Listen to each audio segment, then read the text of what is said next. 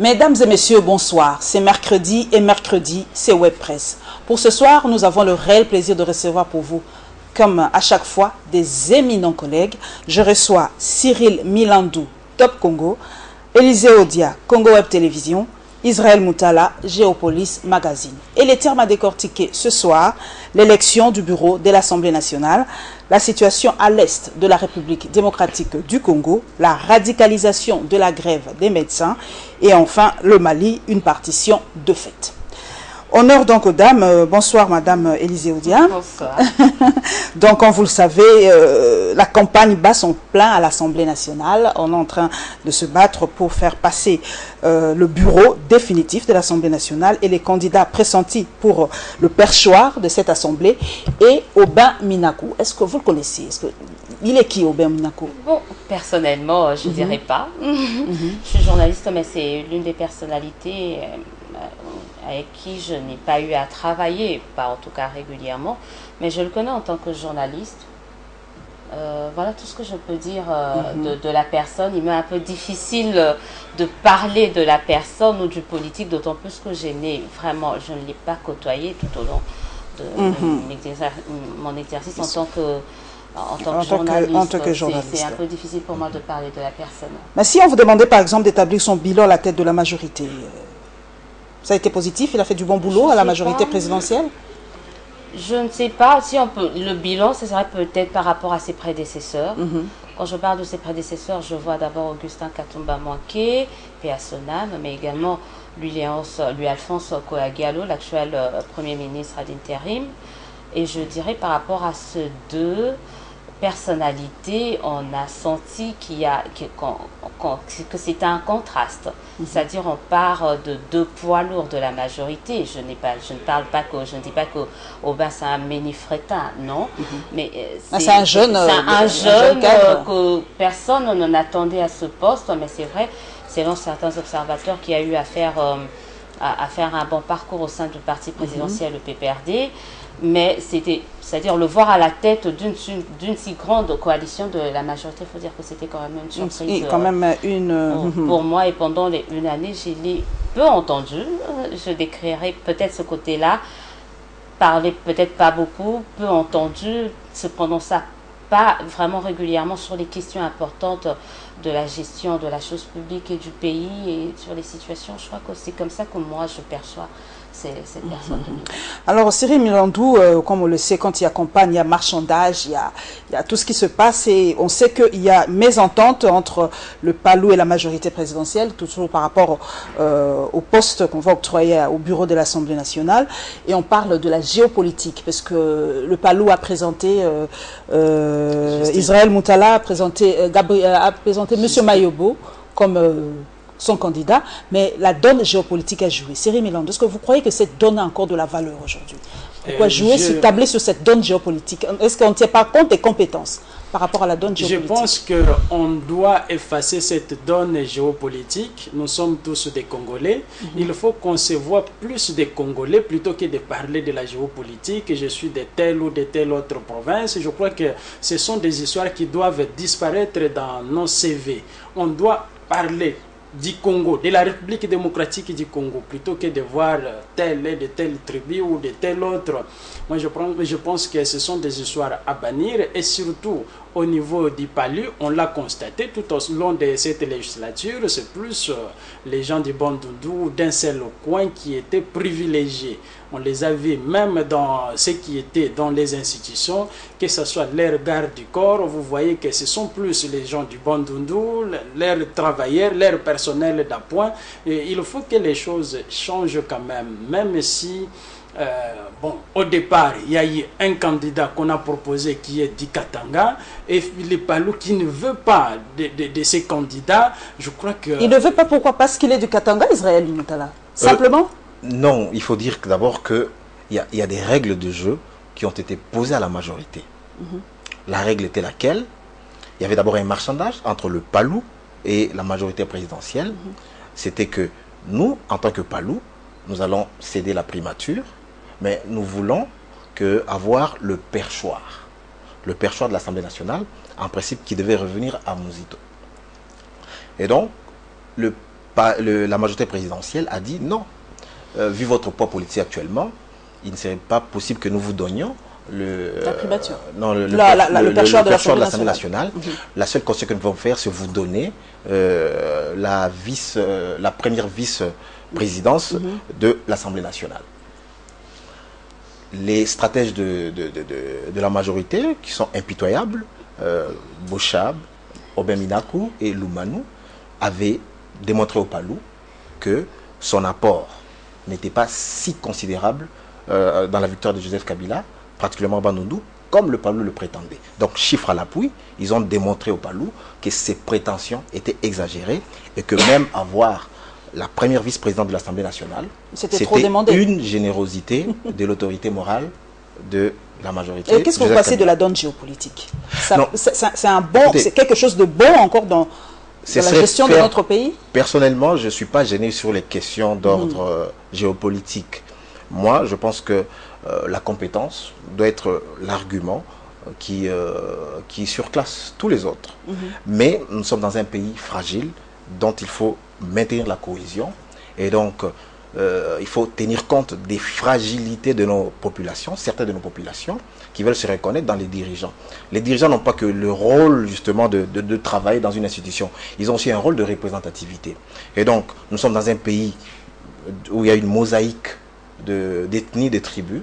Et donc, le souci du chef de l'État et de ses stratèges d'assurer une plus grande représentativité de notre État, je pense que c'est un souci louable qu'il faut respecter. Madame Élisée Odia, le Palou se plaint qu'on leur a forcé, que la majorité a proposé son candidat à sa place. Est-ce que le pouvoir a le droit ou les prérogatives de proposer un candidat à la place de l'opposition? Bon, avant de revenir, peut-être rebondir sur les réponses par rapport à la donne géopolitique. Je suis tout à fait d'accord quand on parle de cette fragilité. La donne est venue avec cette fragilité de la RDC, un pays post-conflit. Mais ma crainte est de voir cette fragilité créer une autre fragilité dans la création même d'un État démocratique. On veut bien que la donne puisse être là, mais jusqu'à quand cette donne géopolitique va prévaloir sur la méritocratie, sur la crédibilité des gens? On veut bien, mais ma crainte est de voir effectivement cette fragilité perdurer et mettre en cause d'ailleurs la consolidation d'une culture véritablement démocratique au sein surtout la culture de la traité démocratique. Traité république, je vais dire démocratique du Congo. Donc c'est en fait ma crainte. Mais revenir à votre question, je crois qu'on voyait venir déjà le conflit entre l'AMP et le Palou. Moi, ça ne m'étonne pas. C'est-à-dire ça a été juste une occasion pour que les uns et les autres se défoulent. C'était prévisible, c'était pressenti, même au sein de la corporation, des journalistes, entre nous, on se disait, on n'était pas à l'abri, vu le résultat que le Palou a fait au dernier scrutin. Et je me dis qu'aujourd'hui, parler de démission, non, c'est une proposition, comme l'a dit le confrère de Géopolis, c'était une proposition très, très généreuse. Je crois que si le Palou devait peut-être se plier et se retrouver. Je crois qu'à l'état actuel, la position actuelle du Palou ne lui permet pas d'être vraiment très exigeant et plutôt de se plier à ses alliés. Cyril Milandou, est-ce que le Palou n'est-il pas en train de payer aujourd'hui le bilan entre guillemets catastrophique de son Premier ministre à la tête oui, ça aussi, on doit se le dire. Moi, c'est depuis 2005, je fréquente régulièrement la province du Bandundu. Les Bandundu ont eu la chance d'avoir deux premiers ministres successifs au cours de ces 5 dernières années. Mais à part la route qu'on a réhabilité ou modernisé, comme c'est le terme actuellement, je ne vois vraiment pas qu'est-ce qui a changé au Bandundu. Il n'y a presque rien.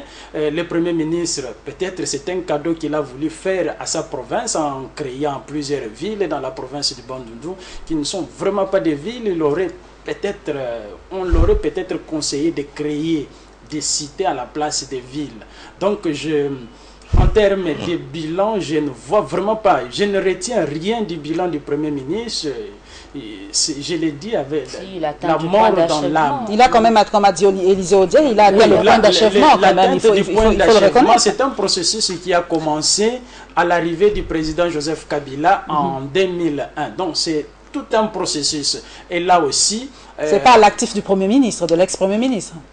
Pas du tout. Bon, c'est difficile de le dire, mais ce que j'ai senti, il y a eu aussi, après l'atteinte du point d'achèvement, après que la délégation congolaise qui était partie aux États-Unis, lorsqu'elle est revenue, le ministre des Finances a animé un point de presse. Un point de presse plutôt, une conférence de presse. Les jours suivants, c'était le conseiller du Premier ministre qui a aussi animé une conférence de presse sur le même point. Et c'est pour dire que non, l'atteinte du point d'achèvement n'est pas seulement le fruit du PPRD, comme le ministre des Finances et du PPRD, donc, et aussi au Palou. Et au Palou, ils devraient animer une conférence de presse, faire voir à leurs militants que nous aussi, nous avons contribué. Mais moi, je peux dire que c'est un processus à ne pas nécessairement mettre dans l'actif du Premier ministre Mouzito. Oui, j'aimerais rebondir sur deux choses. D'abord sur un thème intéressant comme la méritocratie. Moi, je pense que ne faisons pas de l'angélisme. On peut bien respecter la représentativité nationale et ne pas justement sacrifier la méritocratie. Je pense que dans toutes les provinces de notre pays, nous avons des gens qui sont capables d'assumer des hautes fonctions de l'État. Et donc, on peut justement avoir des gens qui sont plus ou moins représentés dans nos provinces et qui sont compétents. Voilà. Sur mais ce point, le Congo ne vit pas en vase clos. Est-ce que dans d'autres cieux, ça se fait? Prenons l'exemple de la France. Est-ce que la donne géopolitique compte dans la répartition des postes en France? Bon, je n'ai pas vécu en France. Peut-être en Belgique. Mais je pense que oui, justement. En Belgique, par exemple, c'est un État communautaire où justement il faut trouver des équilibres entre les Wallons et les Flamands. Donc la donne géopolitique compte. Même si eux ne disent pas tribal, ils disent linguistique. Donc il y a les termes qui changent. Entre les Flamands et les Wallons. Donc c'est un accord vraiment, comment dirais-je, il joue à l'équilibrisme pour justement respecter le poids politique ou le poids sociologique de chaque communauté. Donc, pour revenir au Kapalou, je ne dirais pas que, moi je pense que la fonction d'un Premier ministre, ce n'est pas de développer sa province d'origine. Non, c'est une fausse lecture. Donc quand Mouzit ou Guizin accède au pouvoir, ce n'est pas de développer le Bandoudou. Kabila est au pouvoir, ça fait 15 ans, ça va faire bientôt près de 16 ans, de 11 ans. De 11 ans. Le Katanga n'est pas développé.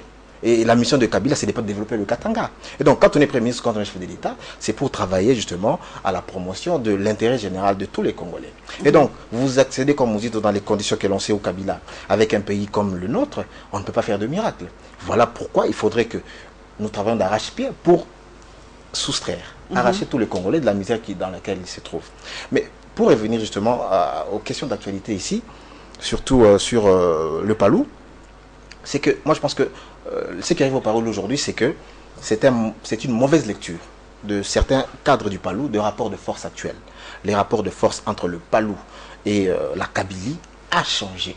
Donc, et les stratèges de Kabila sont assez intelligents pour le constater et essayer justement d'en tirer les conséquences en termes de répartition des postes. Cette mauvaise lecture de rapport de force entre le Palou et le reste de la majorité présidentielle a fait perdre au Palou le poste de vice-premier président de l'Assemblée nationale, espérant qu'ils vont recadrer le tir pour qu'il ne soit pas aussi trop gourmand en termes de postes ministériels. Madame Élisée Odier, on a suivi dans une radio périphérique ce matin M. Martin Fayoulou qui se plaint. Ils disent qu'ils risquent de boycotter ces élections parce qu'on leur a imposé des candidats. La majorité a imposé à ces candidats de l'opposition. Voilà, moi je crois que c'est une répétition. On ne parle pas de Martin, c'est en fait toute l'opposition qui s'est réunie hier au Palais du Peuple qui a fait cette déclaration effectivement lue par ses députés nationaux. Et c'est ça en fait ma crainte, c'est le blocage qu'on est en train, on tend vers un probable blocage au sein de l'Assemblée nationale. Ils disent que oui, nous on s'est réunis, les 5 groupes parlementaires qui composent l'opposition, on s'est réunis, on a trouvé un consensus autour des 2 partis et de 2 noms, et c'est qui? Des forces. C'est Sami Badibanga pour l'UDPS, le poste de 2e vice-présidence, et le poste de rapporteur adjoint revient au MLC. C'est ça la décision, et ils demandent soit, je sais pas, ça c'est une demande, reste à poser la question pourquoi, à la majorité de retirer les autres candidats de l'opposition que eux ont choisi. Selon eux, ce sont les candidats choisis par la majorité. Alors pour eux, c'est l'une des conditions. Si d'ici mercredi soir, ce soir ou demain à 9h, il n'y a pas retrait de ces différentes candidatures, c'est-à-dire eux, ils vont boycotter. Alors là, on me dit quoi, on est où, qu'est-ce qui va se passer? Mais c'était aussi, comme je l'ai dit avec Palou, c'était aussi un peu prévisible. Il faut dire que le vieux Kombo était déjà de plus en plus pressenti et le nom de Kombo était de plus en plus cité dans le rang de la majorité, que à l'opposition, ils ont vu que c'était un risque pour eux et qu'ils avaient plus confiance. Et des sources crédibles, on nous dira que le même M. Kombo a participé aux élections qui ont porté aux élections au sein de l'UDPS, en tout cas de députés de l'UDPS, qui sont arrivés à choisir Sami Badibangui. Alors on se dit, qu'est-ce qui se trame au sein de l'UDPS? Qu'est-ce qui se passe au sein de l'opposition? Et voilà qu'on se demande, mais moi je me dis qu'on n'est plus à l'abri d'une autre crise au sein de la majorité. Des crises en crise, on a l'impression, Cyril Milandou, qu'ici en République démocratique du Congo, on ne tient pas compte du temps, le temps passe. Hein? Oui, mine de rien. Vous parlez plutôt de l'élection des membres du bureau définitif de l'Assemblée nationale, mais moi je parle plutôt des désignations. Ce sont des gens qu'on a désignés. Et dans notre pays, vous le savez, la plupart des partis politiques, qu'ils soient de l'opposition ou du pouvoir, il n'y a pas de véritable démocratie. Lorsque les responsables politiques de ces partis décident, les autres doivent s'aligner. Exécuter simplement. Si vous ne vous alignez pas, on vous exclut automatiquement du parti. On l'a vu avec M. Etienne Tshisekedi qui avait dit annuler les élections. Les membres de son parti qui participent à l'Assemblée nationale ne sont plus de l'IDPS. Et là, sans même concertation, il a pris sa décision unilatérale. Et c'est la même chose aussi pour la majorité. Pourquoi doit-on parler des élections lorsqu'on sait qu'on a déjà désigné les membres qui doivent faire partie de ces bureaux? Donc pour moi, je ne parle vraiment pas d'élections à ces stades, mais plutôt des gens qu'on a désignés, puisque lorsqu'ils parlent, vous sentez déjà qu'ils sont déjà en poste. Qu'ils se sentent dans son poste de président. Ils se sentent déjà dans leur poste. Donc, la crise, bon, on ne sait pas, puisque au niveau de la majorité, pour eux, il n'y a pas de crise. Il n'y a pas de crise. Ils peuvent faire ce qu'ils veulent. Pour eux, l'essentiel, c'est d'accéder au pouvoir. Alors, je reviens, je rebondis un peu rapidement avant que mon confrère ne prenne la parole. On parle maintenant, le terme par rapport à ces élections, c'est une cooptation. Les gens sont cooptés. On sait déjà, à la présidence, c'est un Obaminaku. Mais moi, je reste avec ces questions. Je me dis, qu'est-ce qui se passe avec Kombo, par exemple? Qu'est-ce qui se passe avec Chimanga? Vous êtes de l'opposition, excusez-moi, mais moi, je me dis, on demandait un consensus au sein de l'opposition. On l'a obtenu et il y a des candidats qui ont été choisis. Alors là, ça reste présager une sorte de manipulation, comme il faut le dire, que l'élection de ses membres dépend de l'opposition, de la majorité. Alors, Israël Moutala, donc la politique d'ouverture du chef de l'État est en train d'être battue en brèche, alors là. On peut le dire, mais bon, pas vraiment aussi, parce que, voilà, tout est une question de rapport de force. Kabila fort de près de 350 députés, c'est lui le maître du jeu. Et donc, moi, je ne vois pas pourquoi Kabila ou ses amis feront des cadeaux à l'opposition. Donc, ils ont le droit, eux, en donnant une consigne, d'imposer leur choix à l'opposition. Et l'opposition ne peut rien y faire. Ils ont aussi le droit, selon eux, de présenter leurs candidats. Ça veut dire que quand vous lisez l'article 22 du règlement d'ordre intérieur de l'Assemblée nationale, c'est vrai qu'on dit que ces postes reviennent respectivement au premier groupe de l'opposition en termes de députés et au second, le poste de deuxième vice-président et de rapporteur adjoint. Voilà. Et donc, logiquement, ça devait être l'UDPS et le MLC. Mais cet article n'empêche pas aux autres et aux uns aux autres de présenter leur candidature. Ça veut dire que tu peux être de la société civile, tu peux être un indépendant, tu postules. C'est la plénière, ce sont les députés qui sont les maîtres du jeu par leur vote. Or, les députés dans leur majorité sont de la majorité, dans leur majorité sont de la majorité présidentielle. Les dés sont déjà jetés. Les dés sont jetés, et donc il y aura absolument... Il n'y a pas de suspense, donc d'ici là... C'est juste l'entérinement de quelque chose. On sait déjà, moi je peux vous donner, on sait qu'à la présidence c'est Obaminaku, premier vice-président c'est le vieux Mwando Simba, à la deuxième vice-présidence c'est le vieux Kombo, et puis ainsi de suite, rapporteur. J'aimerais revenir au moins sur le cas. Donc il n'y a aucun suspense. Sur le cas Chimanga, ça posait un peu problème, hein, étant donné que, comme on le sait, la plateforme à laquelle il appartient, l'ADER, c'est plutôt rapproché de Kabila, bien que ce n'est pas encore officiel, mais tout le monde sait que l'ADR que dirige François Mamba, c'est plutôt rapproché de Kabila. Et donc, le fait que lui postule au poste de rapporteur a un peu gêné les autres opposants, de guillemets. Et tout ça, il y a eu une guerre pour savoir qui est opposant, qui ne l'est pas. Donc, on ne va pas revenir sur ces questions-là. Et donc, même la menace que fait peser aujourd'hui une certaine opposition de boycotter n'a pas d'enjeu. Parce qu'ils ne peuvent pas bloquer la machine. Le quorum sera bel et bien atteint parce que la majorité... Ça peut bloquer, moi je pense que ça risque de bloquer. Et imaginez-vous, on arrive dans une élection où il n'y a que la majorité. Ça ne bloque pas. Moi je crois que, pourquoi j'ai parlé d'une crise, on risque de revenir à la situation de départ qu'on a vécue peut-être aux dernières élections. C'est-à-dire, il y a une majorité qui dit, bon, oui, vous allez aller voter, mais ça pose un problème de légitimité et de crédibilité. Non, je dis sur le plan juridique. À quoi ça sert d'avoir une assemblée, autant mieux ne pas avoir. Pourquoi avoir mis ce poste-là de réserver 2 postes à l'opposition? C'est vrai qu'on aura certainement de l'opposition, mais on n'aura pas la majorité de ceux qui constituent cette opposition. Et je crois que la RDC n'en a pas besoin. Il y a tellement assez de crises issues des élections que venir ajouter déjà qu'on a réussi tant bien que mal à réintégrer ces gens de l'extérieur à l'intérieur de l'hémicycle, je crois qu'il faudrait mieux pour gérer la RDC les susceptibilités. de gérer les susceptibilités et aller au plus vite avec la création d'un gouvernement et essayer de passer... Je suis d'accord, mais on ne peut pas dénier à Kombo la qualité d'opposant. Ça veut dire que pour ceux qui sont dans l'hémicycle, où vous donnez raison totalement à Tshisekedi, qui vous avait dit déjà, ne participez pas, restez dans la logique de Tshisekedi, il serait cohérent. Mais entre eux, ils ne sont pas cohérents, parce que tous sont pris au piège. Qui de Sami Badibanga ou de, je sais pas moi, de notre opposant ou des Fayoul peut dénier à Kombo sa qualité. J'ai parlé de quelque chose, permets-moi, c'est pas un débat entre nous. Je dis, il y a eu des sources sûres, en tout cas proches des gens de l'opposition, il y a eu des élections au sein de l'UDPS, des élections à laquelle le vieux Kombo a participé sur les 29 députés pour désigner un candidat issu de l'UDPS.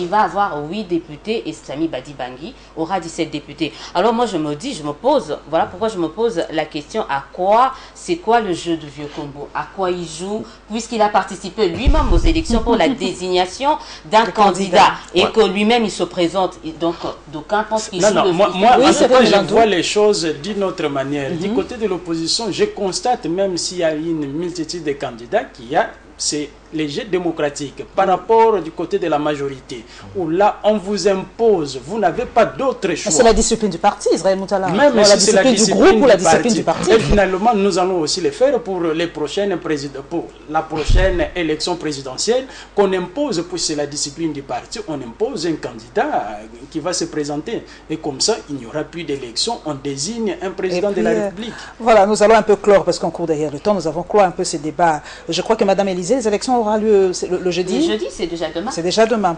Ok, nous passons à l'autre thème d'aujourd'hui, c'est la situation à l'est de la République démocratique du Congo. Comme vous le savez, le chef de l'État est allé lui-même à l'est de la République du Congo pour palper un peu les réalités sur le terrain. Alors, Israël Moutala, la présence du chef de l'État a un impact par rapport à tout ce qui se passe là-bas? Oui, ça doit forcément avoir un impact parce que je pense que le chef de l'État a fait des promesses de pacification de l'Est. Et ces promesses n'ont jamais été tenues.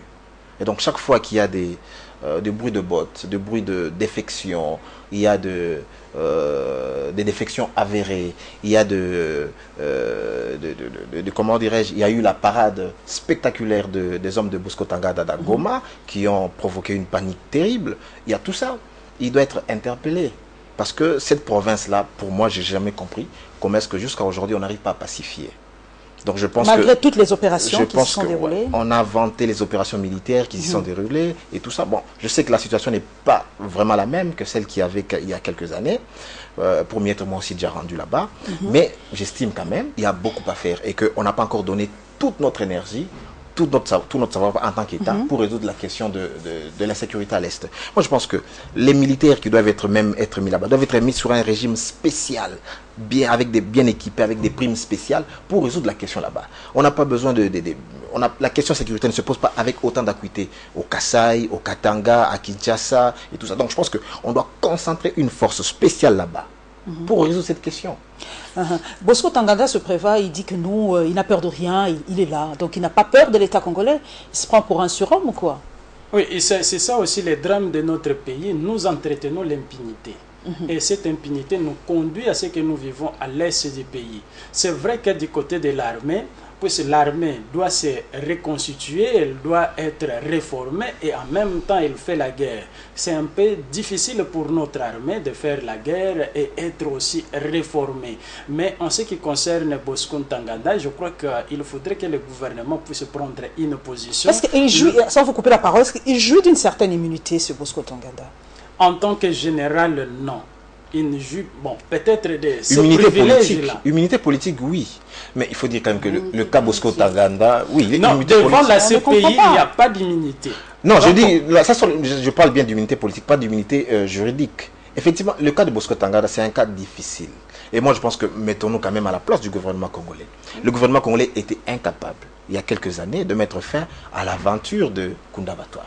Et je pense que l'aide de Bosco Ntaganda, avec la bénédiction du Rwanda, a été déterminante pour mettre fin à l'aventure de Bosco Ntaganda. Donc, entre la paix, entre guillemets, nationale et les besoins de justice, de la justice internationale, le gouvernement a fait un choix.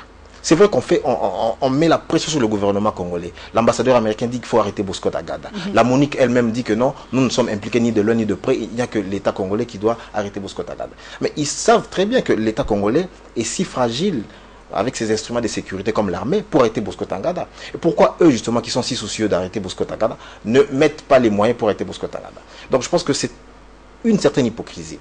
On ne peut pas arrêter Bosco Ntaganda si la communauté internationale, ça veut dire le Rwanda, les États-Unis et la MONUSCO ne s'impliquent pas. Bosco Ntaganda, laisser à Kabila seul s'occuper de la situation de Bosco Ntaganda, c'est suicidaire. Madame Élisée Odia, Bosco Ntaganda a été un mal nécessaire alors pour la République démocratique du Congo? Mal nécessaire, je ne sais pas. C'est un peu difficile, mais revenir un peu sur la situation sécuritaire, parler que c'est une épine sur les pieds du chef de l'État. Vous savez que c'est l'une des causes de, je ne dirais pas de sa défaite dans la partie Est, mais il a dû partager ses voix avec Vital Kamerhe parce que justement ce problème-là de la situation sécuritaire à l'Est n'a toujours pas été résolu. Le problème à l'Est, il faut le dire, comme l'a dit, c'est une nébuleuse. Vous avez du tout là. Des rébellions, des généraux qui gèrent, des rébellions venus d'ici et d'ailleurs qui se créent chaque jour. Il suffit qu'on se réveille un beau matin là et qu'on se soit réveillé du mauvais pied. Ça y est, on crée sa rébellion. Et ça, dans toute indifférence et impunité. Je l'ai dit la fois passée, le problème qui vient de ressurgir à l'Est, c'est une preuve que l'armée, les FARDC a des sérieux problèmes, en tout cas en mon entendement. Et que le mixage ou brassage, je ne sais pas, parce que nous ici on est passé experts en tout ce qui est terminologie, n'a pas réussi.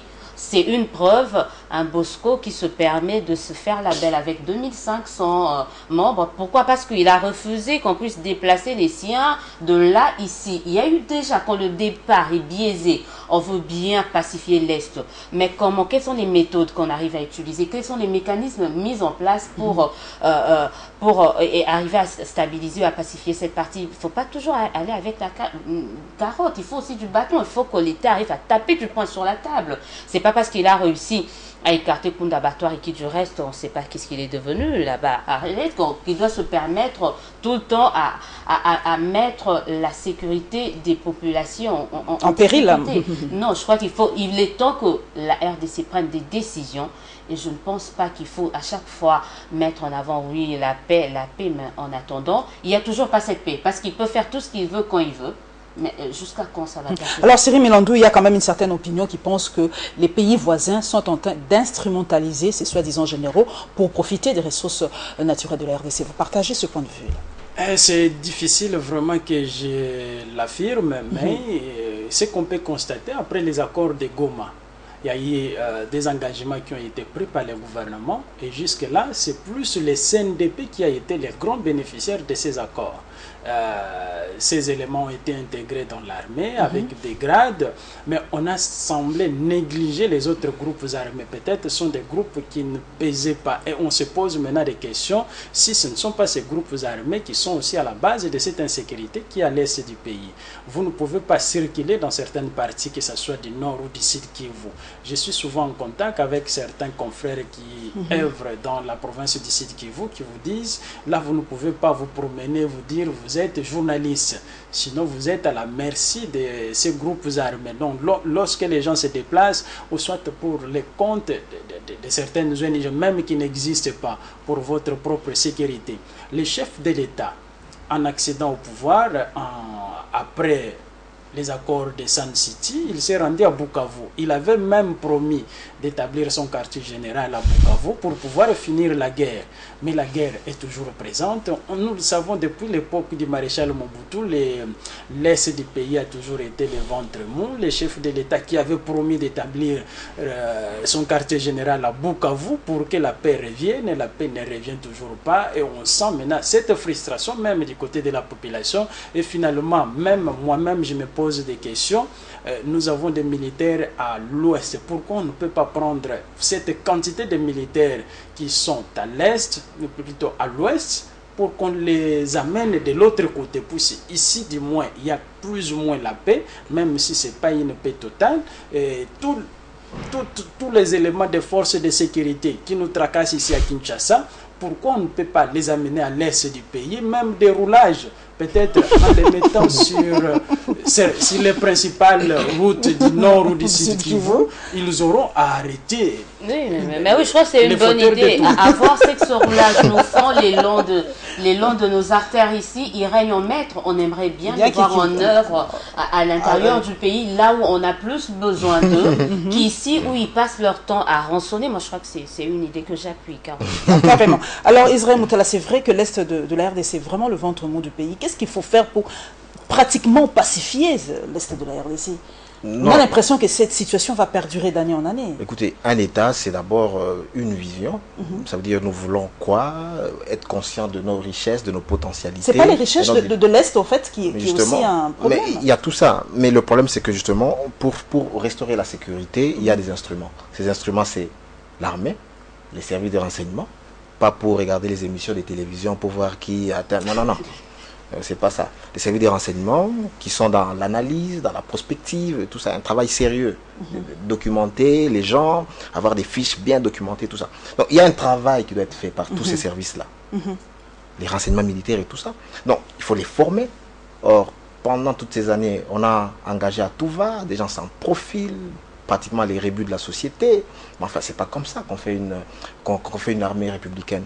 Mais bon, il y a un travail qui est fait justement avec la coopération belge, la coopération américaine, bientôt l'Africom, pour essayer de former tout ça. On a aussi restauré Kananga pour la formation de... Les faux Kananga. Les faux Kananga. C'est bon, on va dans le bon sens, mais sauf qu'on avance lentement. Donc, quand on aura justement, comment dire, réparé les instruments de sécurité, qui sont l'armée et les services de renseignement, on pourra alors prétendre et bien les équiper, bien les rémunérer et tout ça, les caserner. Donc, donc la loi de programmation qu'avait fait Mwando était une très bonne loi. Mais sauf qu'elle n'a jamais connu une exécution, faute de moyens. Et puis peut-être ajouter aussi, il y a ce problème, on a parlé de la communauté internationale et des voisins congolais qui doivent s'impliquer, mais on se dit qu'on a des ambassadeurs là-bas et qui passent leur temps et leur journée ici à Kinshasa. On se demande qu'est-ce qu'ils font là-bas. Qu'est-ce qu'ils font là-bas? Je crois qu'il y a d'autres actions qui doivent être menées en interne s'agissant de l'Est, mais il y a des actions qui doivent être menées à l'extérieur du pays. Et là, on se rend compte que c'est comme si on n'avait pas des représentations. Et pourtant, il y a récemment qu'on vient d'ouvrir une ambassade au Rwanda, en Ouganda, mais la plupart des ambassadeurs qui sont censés faire un travail de fond avec ces pays frontaliers passent leur temps ici. À Kinshasa, la capitale. On se demande bien à quoi a servi leur Ce sont des députés, en fait. Cyril Milando, la plupart. Moi, j'aimerais en tout cas, si le président Joseph Kabila va m'écouter, qu'on ne puisse plus nommer des ambassadeurs politiciens. Puis la plupart des ambassadeurs appartiennent à des partis politiques. Et ils prétendent aussi à être élus députés, et ce qui fait que tout le temps ils doivent entretenir leur base. Au lieu de rester à leur poste au Rwanda ou au Burundi ou en Ouganda, on les retrouve tout le temps dans leur base pour entretenir pour 15 jours à l'approche des élections qu'ils soient réélus. Je crois que c'est vraiment un drame. Et en plus, nous avons des services de sécurité. Comment ils fonctionnent à Kinshasa? Ils sont là plus à traquer ceux qui critiquent le pouvoir. Et pourtant, ils doivent prendre ces critiques de bons côtés pour pouvoir améliorer la gouvernance. Mais qu'est-ce que nous remarquons? Il suffit que vous puissiez dire quelque chose contre le pouvoir et on vous traque. Et pourquoi ces services, on les mettrait par contribution contre les FDLR qui sévissent à l'est du pays, contre tous ces groupes armés. Mais les services de sécurité travaillent contre la population congolaise. Nous aimerions vraiment qu'on puisse réorienter leur travail de façon à préserver la sécurité du pays. Et la cohésion nationale. Voilà. Là, nous passons au troisième thème, c'est la radicalisation de la grève des médecins. Israël Moutala, une grève de plus. Oui, je pense que encore la majorité l'a reconnu. Le social a été un grand échec. Mais j'ai toujours dit, il y a un schéma vertueux pour faire du social. Donc vous restaurez l'État, vous relancez l'économie, n'est-ce pas? Et quand l'économie produit la richesse, vous la redistribuez. Et donc, maintenant nous sommes dans la question où nous sommes un État très pauvre, au lieu qu'il y ait une vision d'ensemble de répartition de richesses nationales. Chaque groupe social qui se sent fort revendique en solo ses privilèges et tout ça à coup de grève.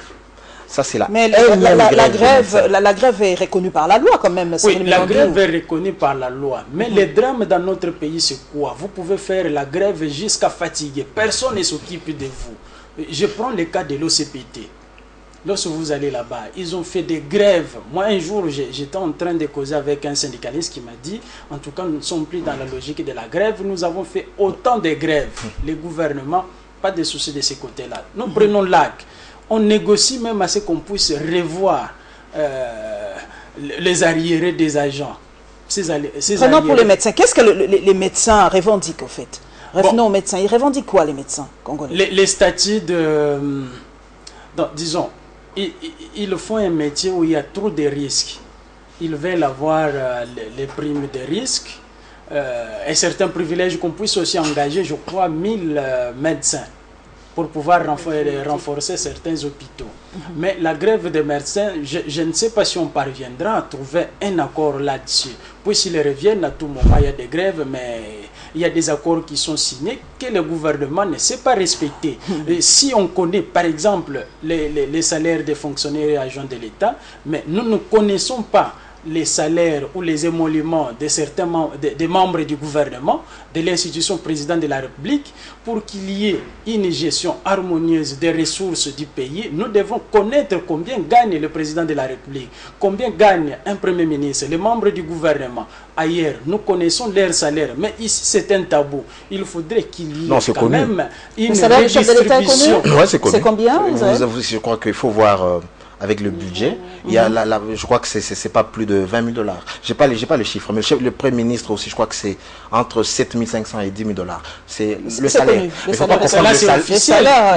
Non, il y a le salaire, il y a la liste civile, il y a les frais de fonctionnement, il y a d'autres frais. Mais la rubrique salaire, elle est connue justement. Quand vous alors, les médecins sont en train de faire grève, mais quel est leur partenaire? Il n'y a pas de gouvernement. Le gouvernement est en train d'expédier les affaires courantes. Ce sont les questions auxquelles on attend les députés. C'est là où on veut voir vraiment nos élus.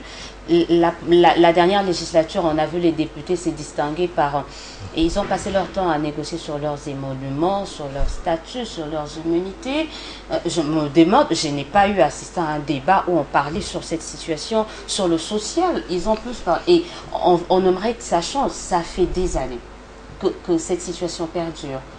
Ça fait des années. De l'autre côté, même quand il y avait un interlocuteur, l'interlocuteur fait la sourde oreille. Ils n'entendent pas, ils attendent à ce qu'une femme passe à la télé. Maman, là tu passes, tu déposes un truc. C'est pas ça. Non, on n'a pas besoin de ça. On a besoin des solutions globales. On veut pas des solutions assez particulières pour des paracoups. Non, on veut pas que quand quelqu'un passe à la télé, moi je suis veuve, moi je fais ceci, j'ai accouché de 3 ans. Non, on veut que tout puisse être organisé, mettre en place des structures pour que chacun puisse s'organiser, organiser sa famille, et ça c'est ce qui manque. Je crois que les Congolais, ils veulent toujours qu'on puisse dire non, c'est tel qui a aidé tel. C'est tel qu'on ne veut plus de ces genres de personnes. On ne veut pas des gens qui viennent, qui aident une personne, qui le balancent dans nos chaînes de télévision pour qu'on dise voilà, c'est lui le bon. On n'a pas besoin de ça. Les moyens de l'État, on a besoin des solutions globales pour tous ces Congolais-là, qui tous, en fait, tout le monde est dans une situation précaire ici en RDC. Et les malades dans tout ça, Cyril Milandou? Oui, les malades souffrent, puisque nous avons des confrères qui ont connu un accident de circulation.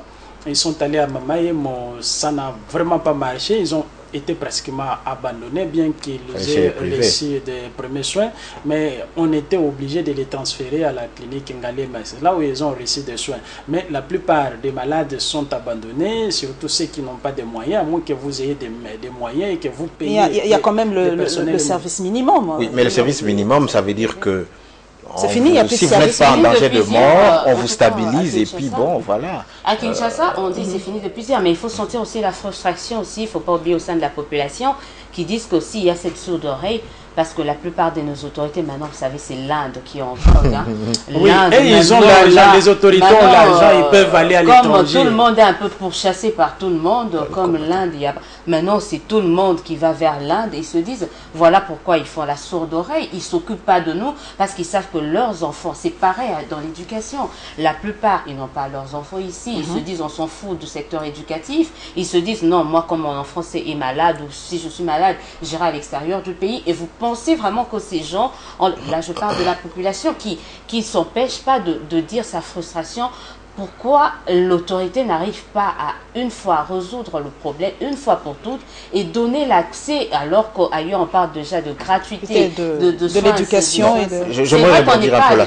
C'est vrai qu'on ne va pas faire... Je suis parmi les joueurs les plus critiques sur nos dirigeants politiques, mais bon, ils ne sont pas aussi diaboliques qu'on les dépeint ici. Mais sauf que nous sommes un État pauvre. Dites-vous, avec 4 milliards. Avec des dirigeants riches.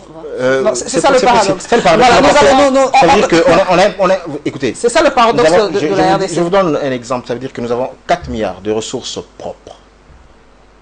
4 milliards de dollars en termes de ressources propres pour notre pays. Okay. Alors, avec ces 4 milliards, comment répartir? Comment on repartit entre les frais de fonctionnement, les rémunérations et l'investissement pour un pays comme celui-ci? C'est un véritable casse-tête. Voilà pourquoi le prochain gouvernement a du pain sur la planche, vivement. Allez-y dans un pays comme le Rwanda qui a gagné 100 points dans le Doing Business, alors que nous, on a reculé de 2 points. Là, je suis d'accord. Est-ce que vous avez une idée des secteurs ou des indices qui ont participé à cette amélioration du climat des affaires ici? On n'a aucune idée. Ici, il suffit, moi j'ai eu à parler avec des gens, des politiques, allez-y à la NAPI. Il faut voir vraiment les contextes. Est-ce qu'on a organisé pour le climat des affaires? Il est mauvais. Alors que la croissance est estimée à 6,4%. Est-ce que la RDC, qu'est-ce qui est mis en place pour assainir le climat des affaires ici? Je suis d'accord. Voilà, nous allons vraiment parler en 2 mots. On est en train de nous dire qu'il n'y a plus de temps pour le Mali. On peut ne pas parler du Mali cette fois-ci. Vraiment une question brute pour tout le monde. C'est que le Mali, une partition de fait, Cyril Milandou. Le Mali est scindé en 2 aujourd'hui. Le Mali, moi, j'ai bien peur, puisque même l'Union africaine, c'est une structure qui existe, comme on le dit, c'est souvent un syndicat de chefs d'État.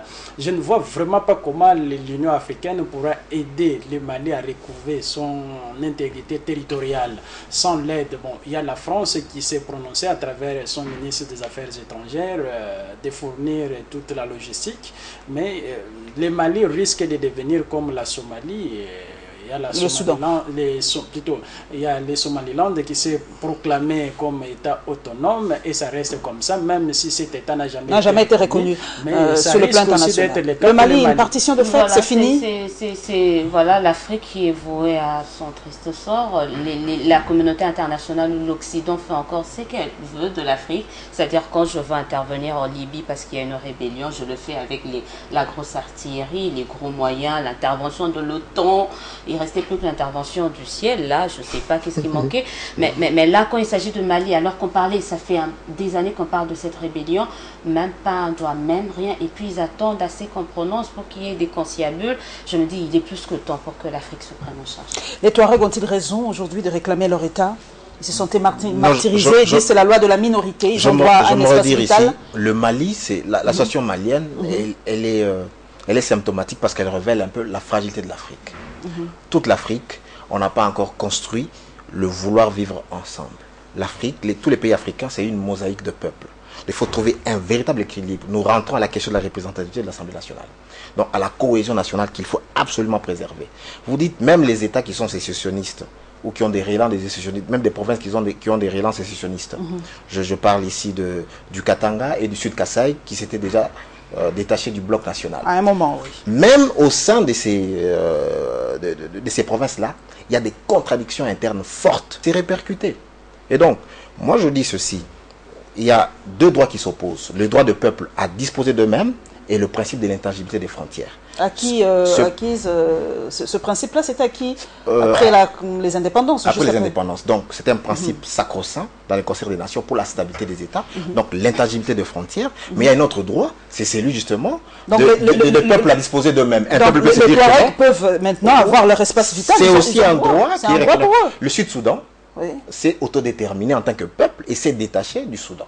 Et donc, mais là, il n'y a pas eu guerre, pas guerre entre guillemets, mais il y a quand même eu consensus, il y a eu dialogue entre les gouvernements. Il y a guerre, mais bon, franc, mais moi je pense que ces deux droits là-bas, il faut vraiment les manier avec beaucoup de dextérité. Mais moi je pense qu'il y a beaucoup d'avantages à rester ensemble, il y a beaucoup d'avantages à composer avec nos différences, il y a beaucoup d'avantages à faire la nation subjective. Donc, ce qui prime, ce ne sont pas la couleur de notre peau, la langue ou la culture, mais plutôt la volonté de vouloir vivre ensemble pour atteindre un idéal commun, le développement. Je pense que ça doit s'imposer au Congo comme dans d'autres pays. Dans d'autres pays. Voilà, mesdames et messieurs, c'est la fin de ce web press. J'ai été très très heureuse d'être en face de mes collègues, Cyril Milandou de Top Congo, Élisée Odia de Congo Web Télévision et Israël Moutala de Géopolis Magazine. Donc nous avons décortiqué les 4 grands thèmes que nous avons eu à débattre aujourd'hui: l'élection du bureau de l'Assemblée nationale, la situation à l'est de la République démocratique du Congo, la radicalisation de la grève des médecins et enfin le Mali, une partition de fait. Donc voilà, mesdames et messieurs, restez fidèles à Web Press et à Congo Web Télévision, la télévision haute définition. Au revoir.